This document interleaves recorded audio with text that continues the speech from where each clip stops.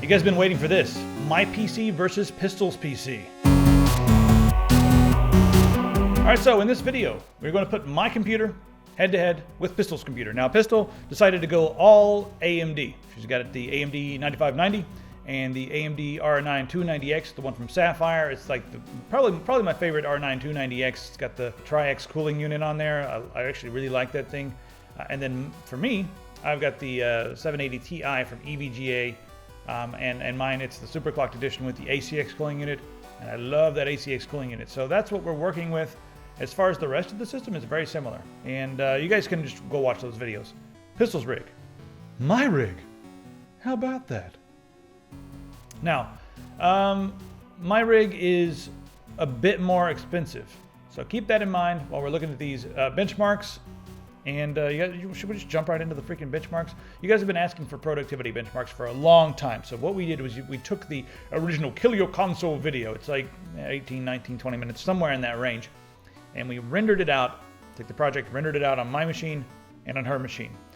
And of course, you know, she's got, I've got CUDA, and she's got she's running the Mercury engine, which is OpenCL. And I'm not sure if that really helps that much with rendering, but here are the scores. Mine rendered that in 6 minutes and 15 seconds. Hers rendered it in 9 minutes and 1 second. After that, we took that file and we threw it into HANDBRAKE and did just a normal 1080p render. My rig in HANDBRAKE took 2 minutes and 54 seconds to render that out. Hers took 4 minutes and 21 seconds. And the last thing we did was, well, we did two more things for productivity. We did LuxMark, which is OpenCL benchmark, to give you an idea of how the machine's going to run with different OpenCL applications. My rig was 1919 and hers was 3172. So it actually destroys my rig with OpenCL. So if you're someone who needs a lot of OpenCL processing power, you know, some of those parts may be good in your future system. All right, CPU mark. We ran, you know, the future mark, whatever, the whole pass mark thing. I ran the entire thing, and the one score I was really looking for with this was just the CPU, just to see the different horsepowers with the 4930K versus the 9590, because that thing's clocked at 5 gigahertz and it's hot and draws a lot of power, you know, and I wanted to see how it compared to Intel's ridiculously expensive 6-core. So, CPU mark, my rig got a score of 14,067, and her rig got a score of 10,707. All right, so that's the productivity section of this video. Now we're going to take a look at Thief, and what we're going to do is we're going to benchmark mine with DirectX, because that's all I can do, and we're going to show you what hers is like with DirectX and also with Mantle, because she's got the AMD and they can, you know, obviously use Mantle. So at 1080p on my rig, I was able to get 72.3 frames per second with a minimum of 48.5 and the max of 94.5. And on her rig with DirectX 49.2, minimum 31, max 80. That's pretty low, but get this.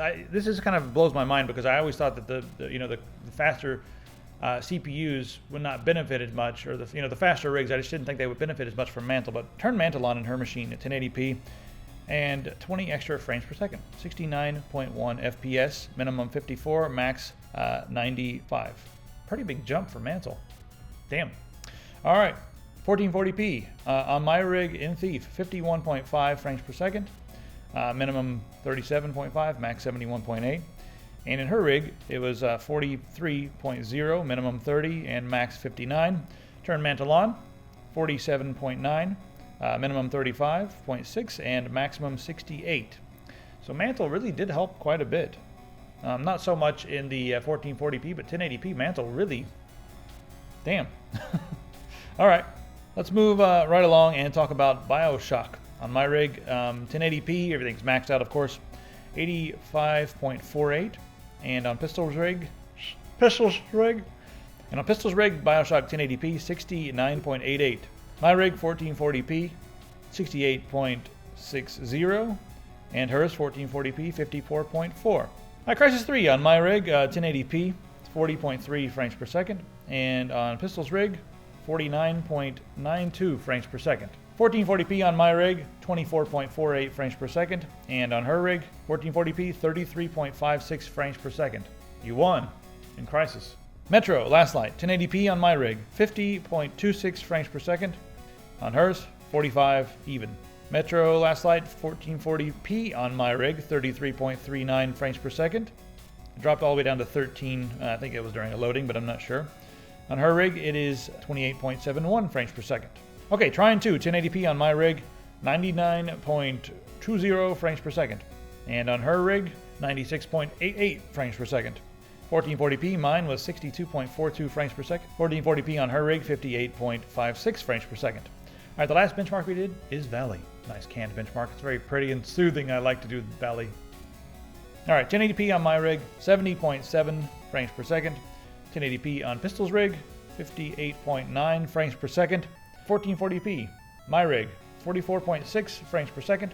Pistol's rig, 37.8 frames per second. The Intel 2011 parts are stupid.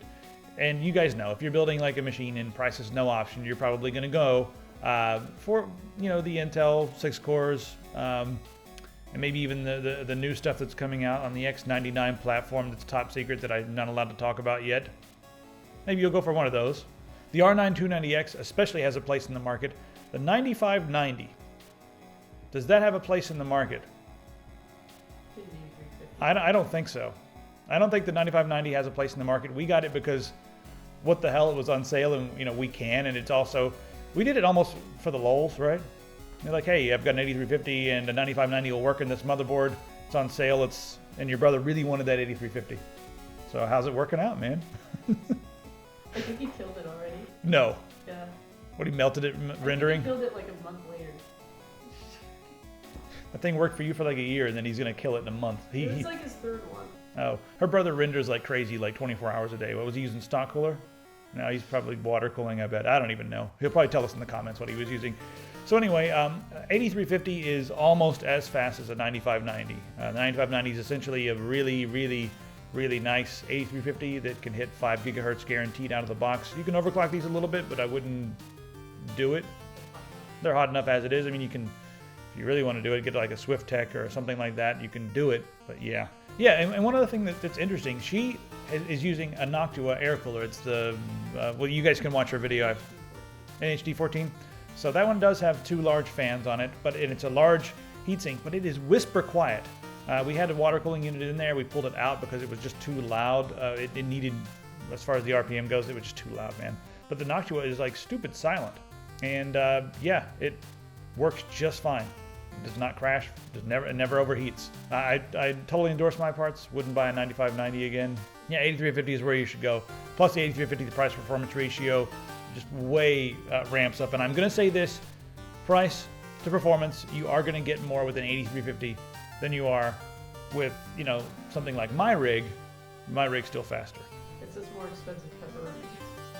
Well, it's better tasting pepperoni because it's faster. It's not like it's the same speed. You get 4 slices of pepperoni, but like the price per pepperoni goes up. If you have the pizza analogy, I have more pepperoni on my pizza, but each individual pepperoni is more expensive. But I really like that extra pepperoni, especially when I'm playing Skyrim. I need like extra pepperonis, and I'm willing to pay more for every single pepperoni on that pizza. I don't even like pepperoni. Can this be like, I don't know, like hot peppers or something? All right, so mine costs like this much more. It's like that much faster. That much faster, right? And that's how we should probably end the video. Mine costs more and it's faster. Holy shit.